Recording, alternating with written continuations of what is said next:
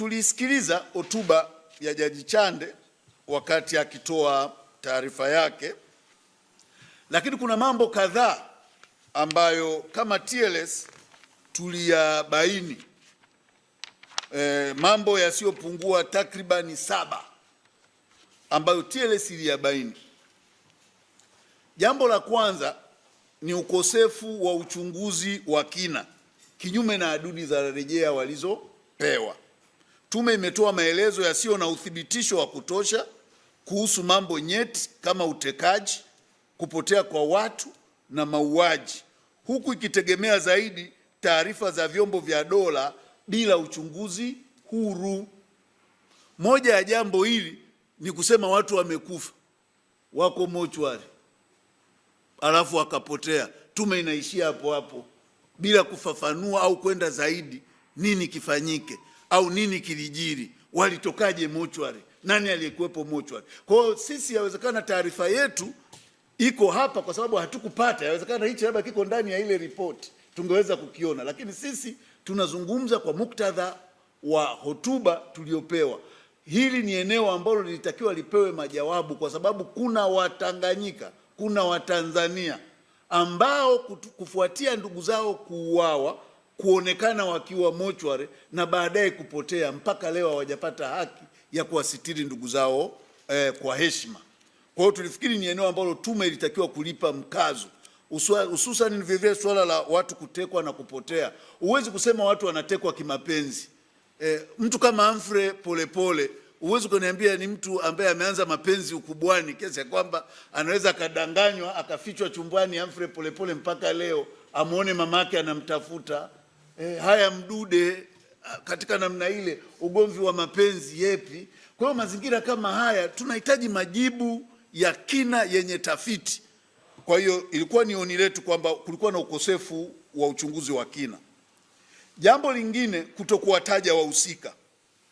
Pamoja na kukiri uwepo kwa vitendo vya uhalifu mkubwa, tume haijabainisha nani walihusika wala kutoa mapendekezo ya hatua za kisheria dhidi yao, jambo ambalo lilikuwa kwenye hadidu zao za rejea. Kwa hiyo tutarajia tume ituambie, sio tena iseme kama ilivyofanya. Vile vile ukosefu wa uwajibikaji. Tume imekwepa kueleza kuhusu uwajibikaji wa viongozi wa juu na badala yake kuelekeza lawama kwa watendaji wa chini, jambo ambalo TLS haikubaliani nalo. Tumeona tume ikijaribu kuonyesha kwamba polisi akipewa silaha anatakiwa aitumie ile silaha kikamilifu, akifanya vinginevyo yeye anawajibika personal. Sasa iliendaje kule tume bila kutuambia viongozi walioruhusu watoke na zile silaha kwenda kwenye zoezi la uchaguzi? Nini kilitokea? Watu waliotekwa, nini kilitokea? Haya ni maeneo ambayo tume ilitakiwa kuja na majawabu, lakini badala yake hakuna kitu cha msingi ambacho umma ulikipata. Jambo lingine ni mkanganyiko wa kitakwimu. Takwimu za tume zinatia shaka, hususan baadhi ya maeneo ni kwamba ukilinganisha vifo, ukilinganisha majeruhi na baadhi ya maeneo yanayotajwa na baadhi ya maeneo kutokutajwa kabisa, ambayo yalionyesha kulikuwa na hali kubwa ya mauaji na ukiukwaji wa haki za binadamu wakati wa maandamano na ushughulikishwaji wa waandamanaji. Kwa hiyo tulifikiri kwamba ili changamoto za kitakwimu zinatakiwa zifanyiwe kazi ili ziweze kureflect ukweli wa kile kilichojiri. Tunaamini kwamba takwimu zile sio sahihi na hazionyeshi kwa usahihi kile kilichotokea kuanzia kabla, wakati na baada ya uchaguzi. Kukosekana kwa uwazi katika masuala muhimu yaliyoambatana na zoezi hili lote la upigwaji risasi wananchi kwa sababu zozote zile na miingiliano ya hatua zilizoambatana na jambo hilo, mambo ambayo TLS inayaangalia na kujiuliza, ambayo tume haijatuambia chochote. Nani alizima mitandao? Nani alitoa agizo la mtandao kuzimwa?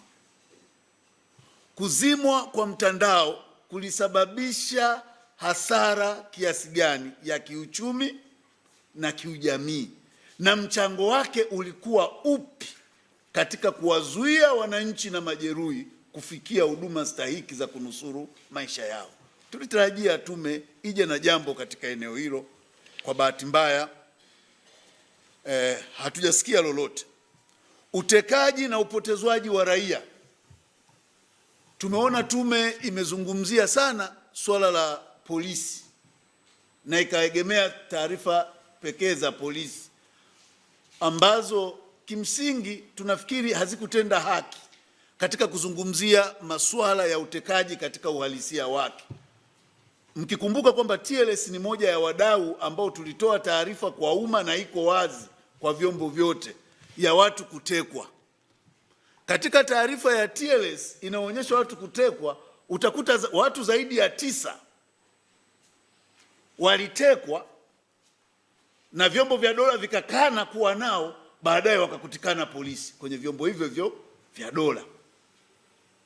Kwa hiyo tume inapokwepa eneo kama hili na kutokulizungumza au kulichunguza kwa makini, ndio jambo linalopelekea wananchi uzidi kuwa na tashwishwi na inazidi kuchochea hasira kwa umma. Hatujajibiwa mpaka sasa nani alitoa amri za matumizi ya nguvu kiasi kile. Nani alitoa amri hilo? Hilo swali halijajibiwa. Tulitarajia tume ituambie kuhusu hilo. Nani alihusika na vifo vya raia? Nani alihusika na vifo hivi vya raia? Kwa sababu yawezekana tulikupiga risasi kwa sababu ulikuwa unaandamana. Haya, maiti alikuwa na kosa gani mpaka kupotea mochwari? Umeshamuua, umempeleka mochwari, alikuwa na kosa gani? Tume haijatujibu kwamba maiti zile labda zilileta maandamano au zilileta vurugu kule mochwari kiasi kwamba zikalazimika zingine zikimbie au zikimbizwe au zifanye. Haya mambo lazima yajibiwe. Huu ni uhai. Msimamo wetu kama TLS kwamba huu ni uhai. Tume ilitakiwa kujibu haya ili kuondoa tashwishwi katika mioyo ya Watanzania.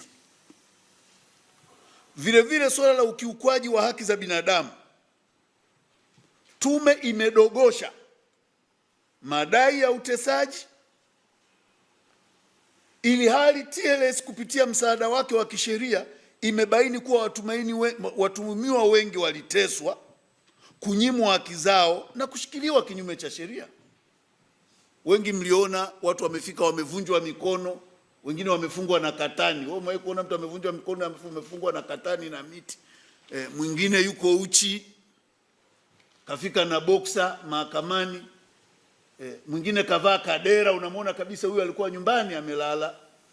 Kakurupuliwa mwanamke hajasitiriwa, anafikishwa mahakamani. Kuna watu hawawezi kutembea, wamevunjwa miguu yote miwili, wengine wamevunjwa mikono. Tume haijasema chochote kuhusu ukiukwaji huu mkubwa. Vile vile kukosa mapendekezo ya fidia stahiki kwa wahanga, ambapo tume ilienda kana kwamba mtu aliyevunjwa mkono sio aungwe apewe mkono wa bandia alafu aondoke, lakini tunasahau kwamba kuvunja ule mkono au ule mguu umempunguzia uwezo wa kupata kipato, uwezo wa kushindana katika kuzifikia fursa. Kwa hiyo tulitarajia tume iseme jambo. Lakini katika suala la kuhimiza ukweli, haki na uwajibikaji ili kufikia maridhiano, tume inazungumzia maridhiano, lakini haizungumzii msingi wa ukweli, haki na uwajibikaji ambao ndio kiini ambacho kingeweza kuliponya na kulileta taifa pamoja. TLS tunaamini kwamba tukiwa na ukweli kwamba samahani, mimi ndio nimefanya jambo fulani, ninawajibika kwa hili, ile ni hatua kwenda uponyaji wa taifa. Lakini kumekuwa na hali ya state of denial, yani kila mtu anakataa, na shutuma kubwa zimekuwa zikielekezwa kwa vijana, wengine wanaita Gen Z vijana, jambo ambalo sio kweli. Sababu zote zilizosababisha vurugu za Oktoba kama mnavyoziona ni sababu za wazee kushindwa kuwajibika na kuandaa mfumo wa kisheria. Hakuna sababu yoyote inayohusiana na vijana, kwa sababu tulizoziainisha mbele yenu kama TLS. Tume katika hotuba yake haijatoa mwongozo wa fidia, yaani ule ushauri wake hauelezi, yaani imetoa kitu ambacho kwa kweli ukijiuliza ni kwamba they don't care what happened, jambo ambalo tunafikiri si sawa. Tunatakiwa kila mwananchi aliyeumizwa, aliyeharibiwa mali, tathmini stahiki na ya haki ifanyike na walipwe fidia. Waliopotezewa wategemezi wao waangaliwe hali zao, walipwe fidia kwa mujibu wa utaratibu. Kwa hiyo lisiwe ni jambo la kudogosha, na tusisahau kwamba TLS inachoshauri kwamba ni kweli tunahitaji kuliponya taifa kwa maridhiano, lakini kabla ya kufika hiyo hatua lazima tulei foundation, ambayo foundation iwe ni katika ukweli, haki na uwajibikaji.